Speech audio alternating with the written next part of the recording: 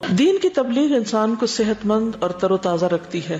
رسول اللہ صلی اللہ علیہ وسلم نے فرمایا، نضر اللہ امرأ سمع منا حدیثا فحفظہ حتی یبلغہ، اللہ تعالیٰ اس شخص کو خوش و خرم اور تر و تازہ رکھے جس نے ہم سے کوئی حدیث سنی پھر اسے حفظ کیا اور یاد رکھا تاکہ اسے دوسروں تک پہنچائے۔ تو اس کے لیے نبی صلی اللہ علیہ وسلم نے دعا کی ہے کہ اللہ اس شخص کو خوش و خرم رکھے، تر و تازہ رکھے۔ اور اس چیز کو آپ تجربے سے دیکھ سکتے ہیں کہ اگر آپ کسی کے ساتھ علم شیئر کرتے ہیں تو آپ کے غم دور ہو جاتے ہیں۔ یہ ایسا صدقہ ہے کہ جس کے بعد آپ کے سارے بوجھ اتر جاتے ہیں، آپ اتنے لائٹ ہو جاتے ہیں کہ جیسے زندگی میں کوئی مسئلہ ہے ہی نہیں۔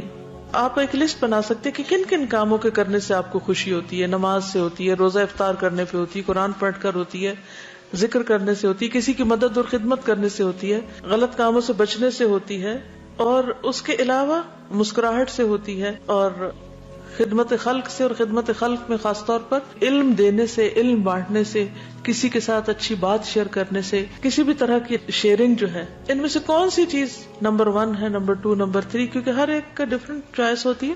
تو اپنا محاسبہ کریں، اپنا جائزہ لیں کہ سب سے زیادہ آپ کس کام کو کرنے کے بعد ہلکے ہوتے ہیں اور کون سی چیزیں آپ کو بوجھل بنا دیتی ہیں۔ تو اس سے آپ کی پوری پرسنالٹی آپ کے سامنے آ جائے گی کہ آپ کس قسم کے انسان ہیں۔ اور اس بات کی میں آپ کو گارنٹی دیتی ہوں، اگر کسی بھی وقت آپ کے دل میں کوئی خلل، پریشانی، تھوڑا سا بھی بوجھ ہو، اور آپ اس نیت کے ساتھ کوئی اچھی چیز پڑھ کے، سیکھ کے دوسرے کو بتائیں، شیئر کریں، سکھائیں، اور اس کے بعد اپنے دل کا جائزہ لیں۔